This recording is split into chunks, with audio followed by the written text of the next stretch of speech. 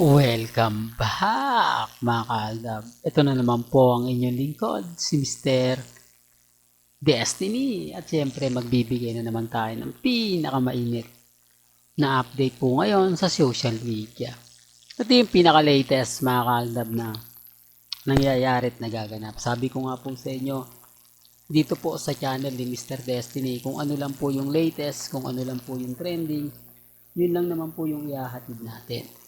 Di po ba yan ang kagandahan nyo kay Mr. Destiny? O di po ba kumakalat ngayon ang photos ni na Mengay at ni Congressman na pumunta nga po kina Oyo Boy Soto at Christine, pero pansin nyo, mukhang mukha talaga ni Alden Richards, no?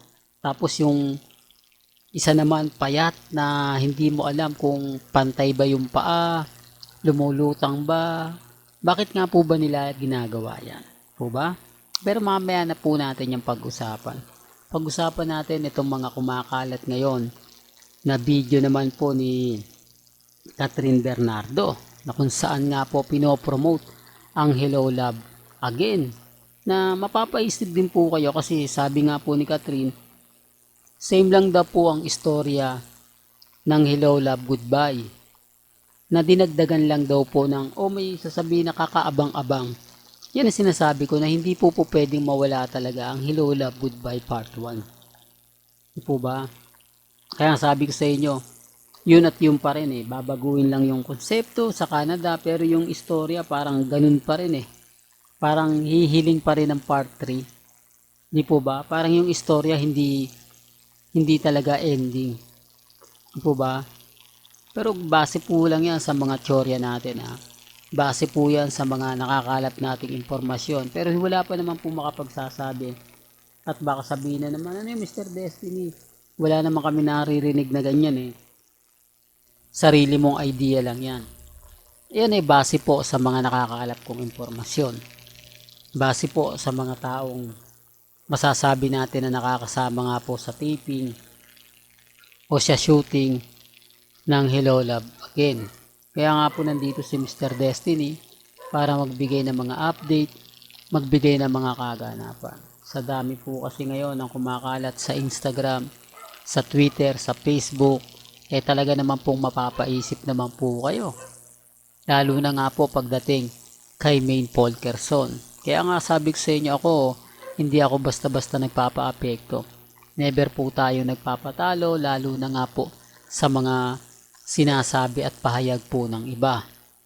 Basta sa atin mga kaaldab, kung ano lang po yung latest, kung ano lang po yung mga trending at pinag-uusapan, yun naman po yung topic ni Mr. Destiny. Yun naman po yung lagi kong pinapaliwanag na iba po kasi kapag ka-updated ka. Although yung iba alam naman po yan, dahil lagi po sila nakatutok sa social media. Hindi po katulad ng mga mommies, mga titas, mga senyor na syempre nag-aabang din po sa update ni Mr. Destiny. Nag-aabang din po sila kung ano na nga po ba yung magaganap, kung ano na nga po ba yung istorya. Ba? Gaya nga po ng Pulang Araw. Kaya po nila ginagawa to, pampataas po ng ratings yan.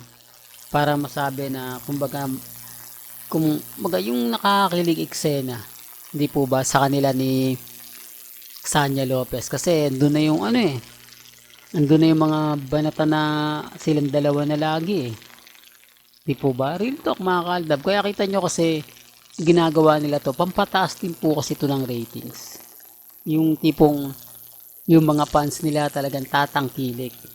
Tapos ikukwento, tapos kapag nakita, di po ba ganito pala yung mga eksena, ganito pala yung mga kaganapan. Kaya ang sabi ko sa inyo, masaya na po ako mga kaaldab kapag nagbibigay tayo ng mga update, lalo na nga po pagdating kina Richard Polkerson at Maine Polkerson. Pero bago natin ituloy itong magandang update na to, kung bago ka lang sa channel na to at isa kang true-blooded Aldab Nation na nagmamahal kina Mengay at Isoy, tama po ang channel na pinuntahan mo, kaya consider na po kitang bagong subscriber. At huwag mong kalimutang i-share ang mga video po natin sa mga mami, sa mga titas at sa mga senyor. Well, tuloy po natin yung kay Oyo Boy Soto at kay Christine. At isang post na nagse-celebrate nga po si Mengay at yung kanyang alagang aso. Doon makikita nyo mga kaaldab yung sinasabi natin. Bakit nga po ba ang bilis mo, kumbaga nag-aahit agad pero hindi naman po totally. Pansin nyo pa yung balbas mga kaaldab doon po sa photos ni Oyo Boy Soto, ni Christine. Halatang halata po na antabado ng muka at ang kisig ng katawan ni congressman. Samantalang sa isang photos, payat po siya. Tapos lumulutang pa. Nakita nyo yon mga kaaldab. Nakakulay puti siya. Alam ko, yung iba, alam na yon kaya marami na namang armin at main fanatics ang gigil na gigil. At naiinis na naman po kay Mr. Destiny. Sasabihin na naman po nila, nako, hindi nyo lang tanggap na, kumbaga, magkasama yung dalawa. Bakit kailangan pa po nilang mag-edit? Bakit kailangan pa po nila yung gawin? Para lang masabi na kumbaga ganito ganyan. Pero pansin nyo naman po mga kaaldab na si Alden Richards naman po talaga yung kasama na yun. Pinalitan lang para masabi na kampante lang ako mga kaaldab. Lalo na nga po ngayon na talagang ramdam po natin yung presensya ng Aldab Nation. Especially po pagdating kila Mengay at kay Alden. Kaya nga yung mga post naman po ni Mengay kung titignan nyo, di po ba, yung post niya sa grandparents, kila mga nanay dab, tatay dab, tapos yung isa pa niyang post na napakaganda.